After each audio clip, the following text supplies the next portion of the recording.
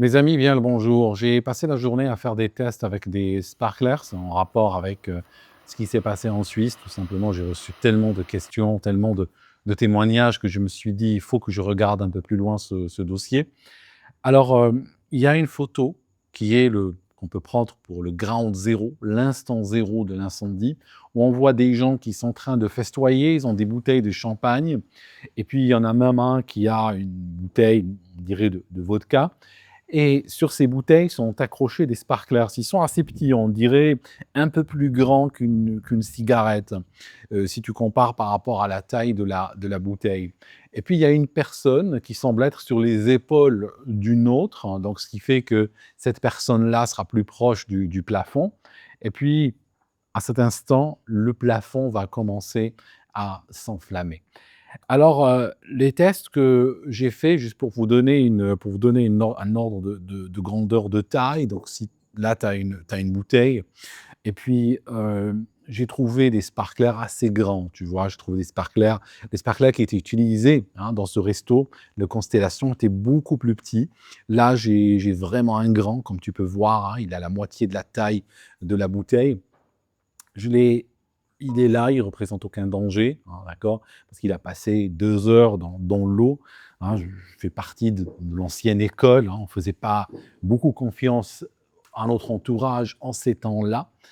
Et en fait, je disais que j'ai exposé le sparkler qui est beaucoup plus grand que ce qu'il y avait dans le resto. Je l'ai exposé à du papier. Je peux vous montrer la feuille de papier qui est là, d'accord? Il y a rien dessus, OK? Strictement rien, même pas une odeur particulière. Je pourrais la prendre et la mettre dans l'imprimante. Donc le sparkler, beaucoup plus grand que celui qui a été utilisé, n'a pas permis d'enflammer une feuille de papier. J'ai tenté avec du polystyrène expansé.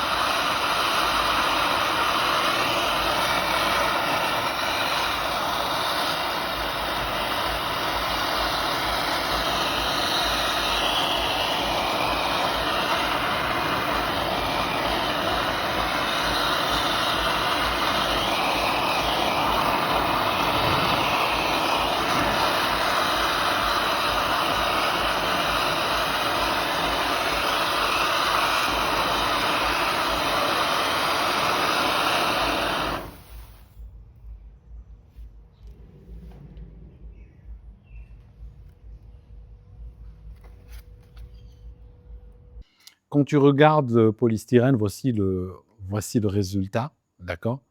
Donc ça c'est le résultat, tu vois qu'il est brûlé, tout ça, mais il prend pas feu, tu vois? Il se désagrège sous la chaleur, mais dès qu'on le retire, eh bien ça s'arrête. Il n'a jamais pris feu. Donc en fait, là on se pose beaucoup de questions. Déjà, on est en intérieur, on a des dispositifs pyrotechniques, on en a même un qui est collé à une bouteille de vodka, comme j'ai dit. À mon époque, on appelait ça presque un cocktail Molotov, tu vois? Donc il y a un réel danger. Mais là, je regarde, j'ai du mal un petit peu à voir comment, cette mousse a pris feu. Maintenant, d'autres images que j'ai pu trouver montrent que montrent qu'il y a eu une réparation, qu'il y a eu pas une réparation, qu'il y a eu plutôt tout un une réfection de l'endroit vers 2015, donc c'est à peu près une dizaine d'années. Et ce calendrier est très intéressant. Pourquoi? Parce que quand tu regardes cette mousse, qu'on utilise pour des panneaux acoustiques, hein, c'est de la mousse de polyuréthane. En fait, ce qui se passe, c'est qu'avec le temps, elle change de qualité physique. Ça signifie quand elle est neuve, hein, quand elle sort d'usine, ce n'est pas la même chose que 10, 12, 15 ans plus tard. Elle a tendance à se désagréger progressivement avec le temps. Et quand tu la regardes de près, tu vas voir qu'elle devient un petit peu poudreuse en surface. Tu peux même avoir les mains qui collent dessus si tu presses bien. Ce n'est plus la même chose parce que, comme son nom l'indique, c'est un polymère, hein, tout ce qui commence par poly est un polymère. Et avec le temps, les polymères ont tendance à voir leurs molécules se casser. quand elle se casse, elle devient toujours plus fragile, toujours plus inflammable. Donc ça, c'est le premier point. C'est peut-être l'âge du polyuréthane qui a fait qu'il était plus volontiers inflammable qu'un polyuréthane neuf, qu'on peut toujours enflammer, même neuf, même sorti d'usine. Mais je dis qu'il me semble que l'inflammation était un peu trop brutale, un peu trop rapide pour ce que c'est. Autre chose, on est dans un endroit qu'on appelle un pub, slash resto, slash boîte, quelque chose comme ça, hein, si, qui a dû servir durant les 10 dernières années. Hein, d'ailleurs, le mot boîte, hein, il vient d'où le mot boîte, hein, tu vois? C'est une boîte dans laquelle il y a beaucoup de monde, il y a un danger inhérent à enfermer des gens dans une boîte, hein, c'est clair. Donc je disais que quand tu regardes, dans ces endroits-là où j'ai eu à travailler, tu vois? Je fais l'électricité, des trucs comme ça, dans des endroits similaires, hein. Quand j'étais étudiant, il fallait bien gagner sa vie à côté et en fait, tu vois que quand tu touches, c'est gras. Il y a du graillant dessus. Même si tu n'es pas dans une cuisine, où on fait bouillir des sauces pendant 3 jours, en fait, c'est le fait même de préparer des paninis, de préparer des trucs comme ça, faire des raclettes, des fondus, des machins sur les 10 ans, tu as du gras, de la vapeur de gras qui va s'envoler et qui va se déposer sur ce genre de surface. Donc tu vois ce que je veux dire? On a des surfaces qui sont vieilles, où le polymère a commencé à être craqué, tu vois, à être cassé, poudreux. Après, par la suite, tu as une couche, même infime de gras. Je sais que ce n'est pas un endroit où on cuisine sans arrêt, mais sur 10 ans, il y a un effet additif, parce que le gras, une fois qu'il se dépose, il ne va pas partir. Donc, il y a un effet additif sur les années. À ce moment-là, tu peux obtenir un effet où avec relativement peu de chaleur et d'énergie, tu peux avoir un effet de mèche. Donc, tu peux avoir des petites particules, hein, entourées de gras, elles s'enflamment et après, ça s'étale. Donc ça, c'est à mon sens, potentiellement, hein, je dis, je suis loin, là, je suis à l'île Maurice, hein, c'est 11 heures de vol pour aller en Suisse, hein, mais juste, je te dis, à distance, ce qui me semble peut-être un scénario. Je le dis avec beaucoup de prudence, bien sûr. Et en fait, si tu regardes, il y a quelque chose d'autre qui est quand même assez choquante. Bon, bien sûr, le feu se déclare, il va commencer à s'étaler.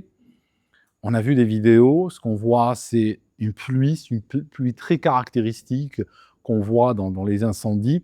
Et en fait, ce qui se passe, c'est que bon, c'est le produit qui est en train de couler, hein. C'est des gouttelettes chaudes, brûlantes, qui sont en train de couler, tu vois.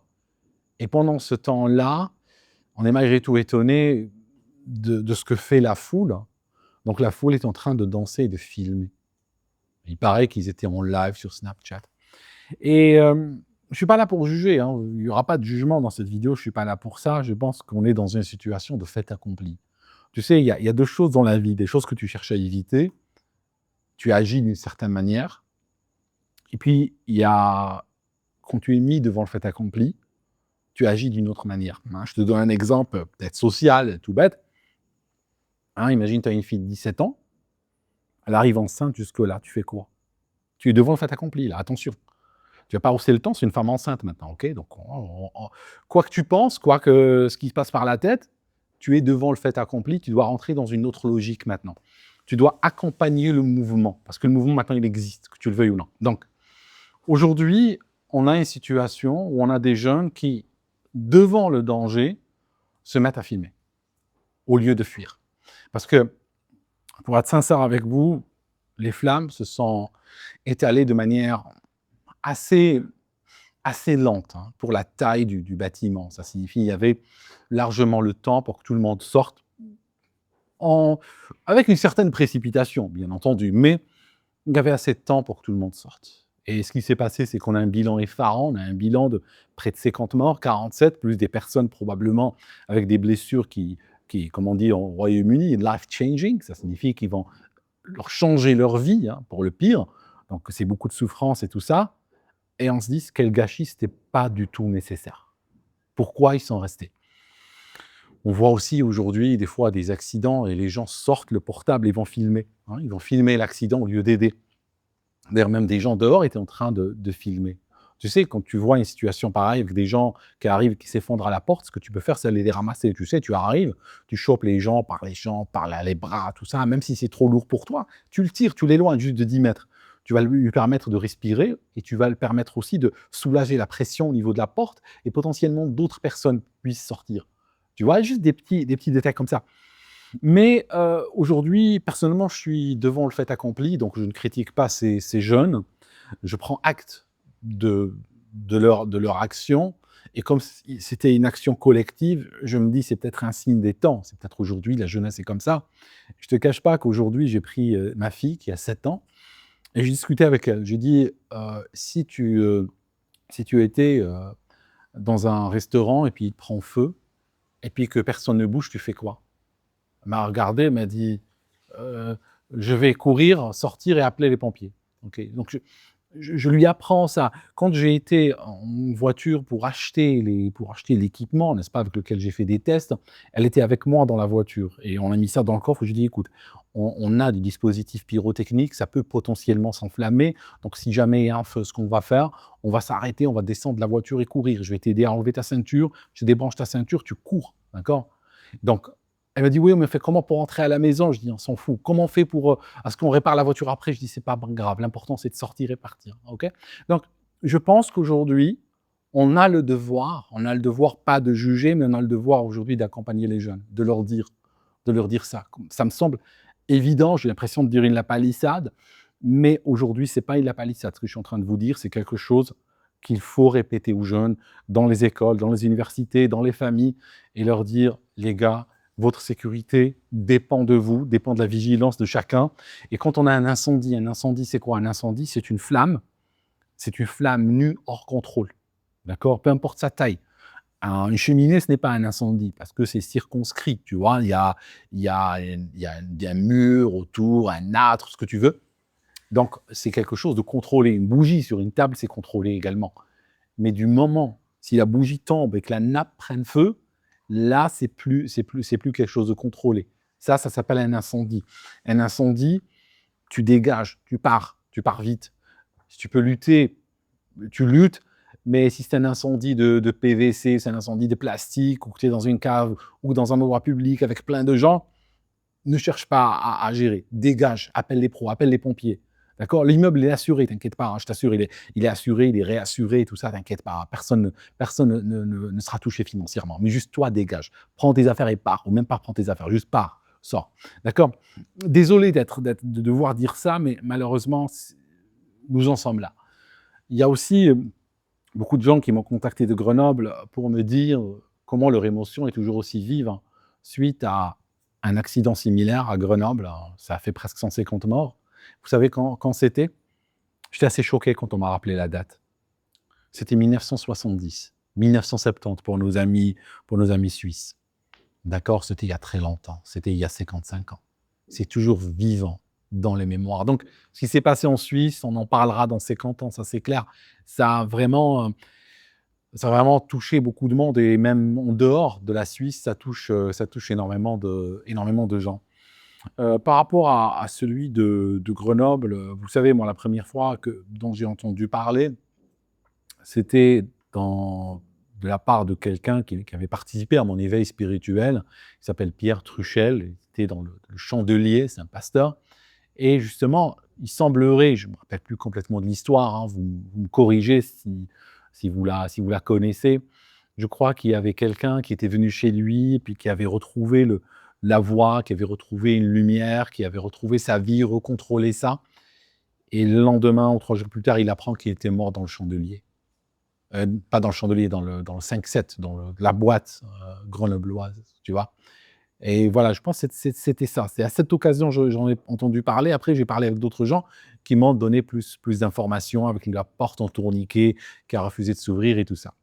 La Suisse a aujourd'hui arrêté, pas arrêté, je pense qu'ils sont libres, mais ils sont sous, une enquête criminelle, donc les patrons le taulier, donc un Français et son épouse qui, heu, qui sont sous le coup d'une enquête pénale pour ce qui s'est passé. On verra un peu ce que la justice va retenir. Mais encore une fois, tu sais, j'aimerais te dire que tu sois en Suisse, à Crans-Montana, que tu sois dans la principauté du Liechtenstein ou à Monaco ou à New York, ou bien que tu sois en Érythrée ou en Somalie, les lois de la physique sont les mêmes. Ne fais jamais confiance. Ne te relâche jamais. C'est quoi? C'est simple. Réserve une partie de ton cerveau à ça. Comme ça, tu peux vivre en paix, tu peux vivre tranquillement. Au lieu d'être constamment occupé par ta sécurité, tu prends un bout de tes neurones, virtuellement tu les isoles, ça ne fait que de la sécurité, ça contrôle constamment ton environnement, sans arrêt. Et tu prends des décisions souveraines. Quand il y a un danger, tu prends tes affaires et tu dégages. Donc, pour l'intérieur, j'espère qu'on interdira les effets pyrotechniques. Il y a eu sur les 30 dernières années, je peux vous en citer des dossiers, il y a eu des milliers de morts dans des histoires de feux pyrotechniques à l'intérieur, des chapiteaux avec des mariages, un studio de tournage en Inde. Ouais, je crois que je me rappelle d'un studio de tournage en Inde. Tué pas mal de monde, c'est un studio avec des rideaux et tout, ils ont déclenché un feu pyrotechnique. Tout ça, donc mes amis, franchement, arrêtez avec le pyrotechnique en intérieur. Utilisez des machins comme ça. Tu vois, c'est des tubes fluo, ça coûte pas cher, c'est très joli, ça illumine très bien et tout, et ça évite ce genre d'histoire. En tout cas, mes amis, merci d'avoir écouté cette vidéo jusqu'ici. Et puis, on se voit dans une prochaine. Et vraiment, encore une fois, je suis vraiment désolé je suis vraiment désolé pour ce qui s'est passé. Mais je pense qu'aujourd'hui, il va falloir partir sur une campagne de rééducation des jeunes. Il va falloir travailler depuis l'enfance, littéralement. Vraiment, vraiment. C'est quand il y a un danger, c'est pas le réflexe téléphone qui va te sauver, hein, d'accord? C'est tes jambes qui vont te sauver. OK? Merci, mes amis, et on se voit une autre fois. Tout de bon, comme on dit en Suisse.